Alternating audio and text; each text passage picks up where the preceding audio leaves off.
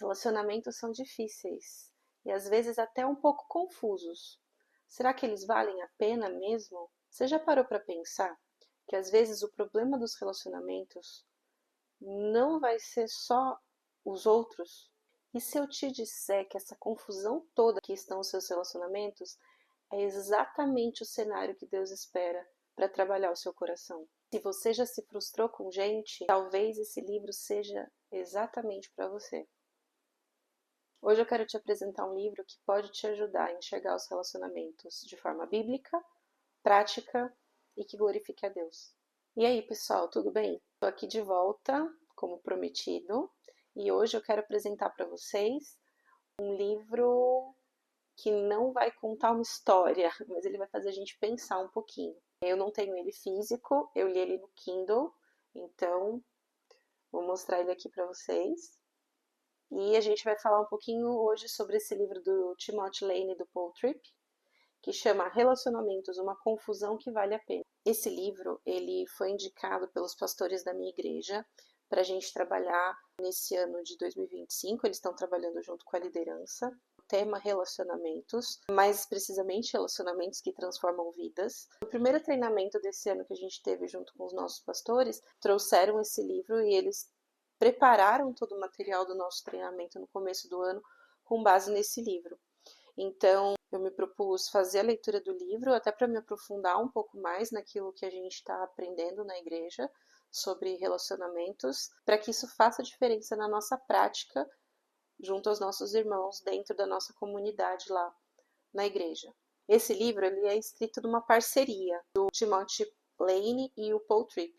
Vou ser honesta com vocês, eu conheço bem o Paul Tripp, já li bastante coisa dele, mas o Timothy Lane eu não conheço muito sobre ele não. O que eu vi nas minhas pesquisas é que o Timothy Lane ele escreve bastante com o Paul Tripp, eles costumam fazer bastante parcerias. Eles são dois autores bastante renomados no meio do aconselhamento bíblico, eles têm profundidade teológica e até pelo que a gente percebe nesse livro, eles têm bastante entrosamento para escrever. Gostam bastante de falar de teologia, isso é uma característica dos dois, mas eles gostam muito de mostrar a prática da teologia. Então, como que eu olho para a teologia, que é um estudo, e pego isso e transformo isso numa prática para minha vida? Porque assim, não adianta eu ter o conhecimento se isso não gera nenhum tipo de mudança na minha vida, naquilo que eu estou vivendo, naquilo que eu estou praticando.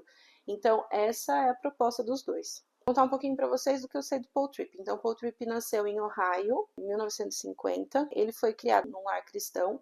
Então, quando ele nasceu, os pais já estavam convertidos, eram muito animados com a fé cristã, frequentavam a igreja, faziam cultos domésticos, mas passavam pelas dificuldades da vida, como todo mundo passa. O Paul Tripp fala que ver as dificuldades que ele passava em casa, associado a tudo que ele aprendia na igreja, fez ele ter muita vontade de seguir estudando e justamente fazer isso, associar tudo que ele via de teoria na igreja, os conhecimentos que ele adquiria lá na igreja dele e transformar isso em algo prático para a vida dele, para que pudesse realmente fazer diferença no dia a dia. Formação, ele é formado em Bíblia e Educação, fez mestrado em Divindade e depois ele fez doutorado também em Aconselhamento Bíblico. Eu tô olhando a minha colinha aqui. Ele é casado com a Luela, eles casaram em 1971, estão casados há muito tempo. E ele fala da Luela em vários livros, ele traz histórias, então assim, eles escreveram alguns livros juntos, inclusive livro de devocional, que é bem conhecido no meio das igrejas cristãs. Então, eles têm uma parceria também nessa área de escrita bem grande, ele com a esposa. Eles têm 4 filhos, 6 netos. Hoje eles moram na Filadélfia. Atualmente trabalha com ensino, pregação e aconselhamento bíblico. Algumas curiosidades que eu não sabia sobre ele. O Paul Tripp, ele foi implantador de igrejas e ele também já compôs músicas. Eu não sabia disso. Achei bem interessante. E como eu já disse, ele é muito conhecido em trazer conhecimentos dele para aplicações práticas, para a vida prática. Eu já li bastante coisa do Paul Tripp, mas assim, algumas coisas fica de indicação. 3 livros especificamente, se vocês quiserem ler. Muito interessante. E se tiverem interesse em que eu traga alguma resenha, vocês podem deixar aqui no comentário, que aí eu posso priorizar a releitura desses livros e aí trazer aqui para a gente discutir um pouquinho. Instrumentos na Mão do Redentor, que vai falar um pouco sobre como que Deus usa a gente para transformar vidas também. Guerra de Palavras, também é outro livro muito bom, que ele vai falar sobre comunicação, como as pessoas mudam. É um livro muito usado no meio de aconselhamento, que vai explicar como que Deus trabalha no nosso coração para transformar a gente. Tem 2 livros que eu tenho muita vontade de ler, mas ainda não tenho, não está na fila, que um chama A Idade da Oportunidade, que vai tratar um pouquinho sobre adolescência, e o outro chama Perdido no Meio, que é para quem está passando pela meia-idade, por crise de meia-idade. Então, é um livro que me interessa também. Apesar de eu não estar ainda na meia-idade, mas é um livro que me interessa. E ele tem um livro de teologia que é relativamente novo, que chama Você Acredita? Eu tenho interesse de ler, está no meu radar, mas eu estou estudando teologia. Então, provavelmente em um próximo vídeo eu vou falar disso com vocês. No momento, eu vou focar no livro que eu estou estudando de teologia, mas esse livro dele está no radar. Agora que você já conhece um pouquinho do contexto do livro e também já conhece um pouquinho dos autores, eu acho que agora eu consigo trazer para você quais foram as reflexões que essa leitura me trouxe e como é que isso pode ser uma reflexão para você e trazer mudança para a sua vida e para a minha também. Como eu falei para vocês, o Paul Tripp e o Lane, eles escreveram esse livro juntos. E eu achei muito interessante que eles começam o livro falando justamente da dificuldade que foi para eles, para o relacionamento deles, trabalhar juntos. E é muito interessante porque desde o início do livro, eles querem deixar muito claro que eles, como autores, eles não estão com nenhuma intenção de mostrar para nós, para o leitor, perfeição. Eles são autores, eles estão trazendo um conhecimento aplicado na prática, mas não porque eles são peritos em excelentes relacionamentos, mas porque eles conseguiram ver as dificuldades nos relacionamentos deles e como que, olhando para Cristo e entendendo qual é o plano de Deus para os relacionamentos, eles conseguiram aplicar isso na vida deles e fazer diferença para a vida deles. Então, eu vou ler para você como que eles começam esse livro falando sobre essa questão do relacionamento, de como que isso foi para eles, tá certo? E como que ele tem a expectativa de que a gente olhe para eles quando está lendo esse livro. Então vamos lá. Você está prestes a ler um livro sobre relacionamentos, escrito em um relacionamento. Trabalhamos na casa de Tim. Ele sentado ao computador e Paul andando para lá e para cá o tempo todo. Discutimos frases, parágrafos, páginas e capítulos. Depois de terminado o livro, ambos julgamos que esse processo foi uma das experiências mais especiais e agradáveis do nosso ministério. Não o escrevemos partindo da sabedoria do sucesso, mas sim da sabedoria do empenho. Uma breve história do nosso relacionamento servirá como ilustração para esse ponto. E aí ele vai contar uma história para a gente de como é que foi o início, como é que foi esse processo. Uns 5 anos atrás, Paul estava trabalhando para uma fundação, onde ele era chefe do departamento de treinamento baseado em igrejas locais. O corpo docente veio falar com o Paul e eles entenderam que a tarefa era grande demais para só uma pessoa e decidiram contratar um pastor extra, o Timothy. Então eles chegaram à conclusão de que o Tim era a pessoa ideal para preencher esse papel junto com o Paul. Com empolgação e apreço recíproco, nós nos dedicamos ao nosso novo trabalho. Os problemas começaram a surgir quando nós, 2 líderes, que até então haviam se conhecido apenas uma distância segura, decidimos trabalhar na mesma sala. Apesar de compartilharmos a mesma visão, tornou-se evidente que tínhamos personalidades e dons bem diferentes. Não demorou para que o pecado, a fraqueza e o fracasso mostrassem suas garras. Pequenas ofensas e grandes mal-entendidos começaram a turvar nosso apreço recíproco e a obra para a qual Deus nos reunira para fazer. E aí ele vai contar que eles acabaram entendendo todo esse processo, a gente vai falar mais profundamente um pouquinho. Isso foi crucial para eles entenderem a importância de enxergar o relacionamento da perspectiva certa. Quando alguém escreve um livro, o leitor presume que o autor é um perito no assunto. Deixe-nos pedir de maneira inequívoca que o leitor não faça essa suposição a nosso respeito, ainda mais quando o assunto do livro é relacionamentos. Não existe nada mais complexo e desafiante na vida. No primeiro capítulo, falamos sobre nossas próprias dificuldades de amar aos outros devidamente, inclusive um ao outro. No início, queríamos que aquele capítulo fosse apenas uma breve introdução, mas, após refletirmos, chegamos à conclusão de que ele deveria fazer parte do corpo principal do livro. Não queremos que as pessoas esqueçam que nós também somos pecadores, que dependemos diariamente da graça de Deus para fazer aquilo que encorajamos os outros a fazer. Mas o reconhecimento de dificuldades e fracassos não deve encobrir a esperançosa verdade de que em Cristo os relacionamentos podem ser mantidos e restaurados. Relacionamentos são confusos. Eles também são um instrumento que Deus usa para salvar-nos de nós mesmos. Por meio deles, Deus demonstra que somos incapazes de amar uns aos outros, se antes não encontramos força no nosso relacionamento com Deus, que nos criou e redimiu. Esse relato deles deixa claro pra gente que os relacionamentos são difíceis, mesmo para quem ensina sobre isso, mesmo para quem é professor, para quem estuda, os relacionamentos são difíceis. E na verdade, eles falam uma coisa muito interessante no livro. Pode parecer meio confuso, mas na verdade os relacionamentos foram feitos para serem usados dessa forma, para serem uma estratégia do Senhor para trabalhar na nossa vida. Então, todas essas dificuldades que a gente vai encontrando nos relacionamentos, elas não estão aí por acaso. A realidade é que todo mundo já machucou alguém ou já foi machucado por alguém. A gente já sentiu mágoa, a gente já sentiu decepção, a gente já sentiu raiva de uma pessoa que a gente ama muito, a gente já pensou em talvez desistir daquele relacionamento. Isso sempre passa pela nossa cabeça. E o livro traz a ideia de que as nossas expectativas com relação aos relacionamentos, elas nunca vão se cumprir. Então, quando a gente pensa no nosso relacionamento com os nossos pais, com os nossos irmãos, marido, esposa, amigos, filhos, sobrinhos, enfim. Todos os relacionamentos vão frustrar a gente e, de fato, e na real, se a gente parar para pensar, sempre vai ter alguma coisa que deixa a gente frustrado. E isso faz parte daquilo para o qual os relacionamentos foram projetados. O autor ele traz uma frase que é bastante real e bastante marcante, pelo menos para mim foi, que algumas das nossas mais sublimes alegrias e das nossas mais profundas dores foram por causa de relacionamentos. Os relacionamentos, eles não são neutros.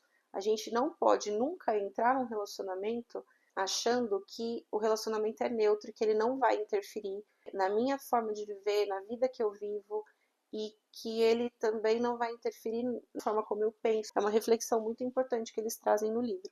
Paul Tripp e o Lane, eles trazem uma outra reflexão muito importante, que é o seguinte: a gente sempre acha que é capaz de mudar o outro sem passar pela mudança em nós primeiro. Isso é uma realidade muito grande, porque a gente está sempre disposto a mudar o outro, mas nunca está disposto a mudar a nós mesmos. Então, uma outra reflexão que eles vão trazer no livro é essa, da importância da gente olhar para nós, buscar a mudança primeiro em nós.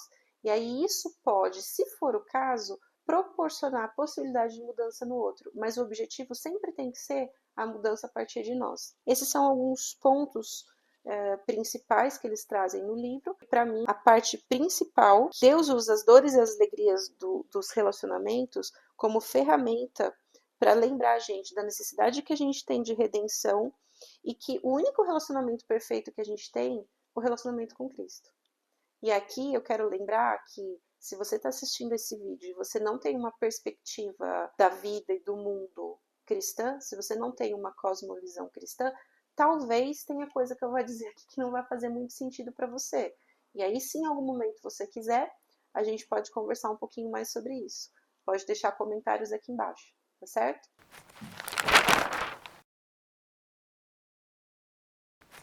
O livro ele é dividido em 15 capítulos. O que eu trouxe aqui para vocês até agora foram os pontos importantes das reflexões que os autores trazem para a gente, mas ainda assim tem algumas verdades, alguns princípios que eles trazem nesses 15 capítulos que a gente não pode perder de perspectiva e que eu não citei até agora, vou citar agora para vocês. Primeiro, todos nós somos criados para nos relacionar. A gente não foi criado para ser sozinho, para ser uma ilha. A segunda coisa é que todos os relacionamentos são difíceis em algum grau. Então, até aquele relacionamento mais fácil que você tem, que você acha, esse é meu relacionamento fácil, meu relacionamento confortável, todos eles em algum grau têm alguma dificuldade, têm algo para melhorar. A gente tem o mau hábito de olhar para os relacionamentos como um fim em si próprio e não como um meio para um objetivo maior.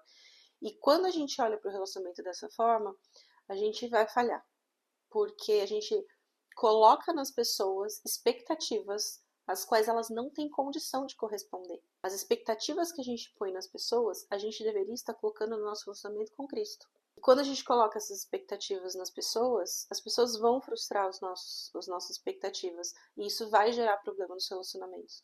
Então, a gente não pode olhar para os relacionamentos como um fim nele próprio, mas como um meio para a gente poder crescer, ser transformado, amadurecer, passar por tudo aquilo que Deus tem para nós, para nos transformar, para nos tornar mais parecidos com Cristo. Não tem fórmula mágica.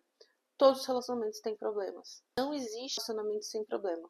Se o seu relacionamento não tem problema, provavelmente você ainda não está se relacionando do jeito certo. Se não é um relacionamento que acontecer em profundidade. Em algum momento você vai perguntar se o seu relacionamento vale a pena. Poxa, vale a pena seguir nesse relacionamento? Mas não perca o foco. Lembra que o relacionamento, ele não tem fim nele próprio. Isso vai te ajudar a seguir no relacionamento e observar outras nuances do seu relacionamento. Deus usa os relacionamentos difíceis para cumprir o seu plano de redenção. Você já se perguntou por que Deus simplesmente não transforma o seu relacionamento? Por que Deus simplesmente não torna o meu relacionamento fácil? Por que Deus não muda essa pessoa? Por que Deus não muda essa situação? Você já parou para pensar nisso algumas vezes? Eu vou ser honesta com você. Eu já. Que relacionamentos difíceis, muitas vezes, é sinal do cuidado de Deus conosco. E eu posso dizer que quando eu paro para pensar na minha vida, nos meus relacionamentos, e nessa reflexão que os autores trazem, e eu vejo que isso é uma realidade. Relacionamentos difíceis foram os relacionamentos que me fizeram amadurecer, crescer, amar mais as pessoas de forma cristã, de forma correta, sem pensar em mim mesmo.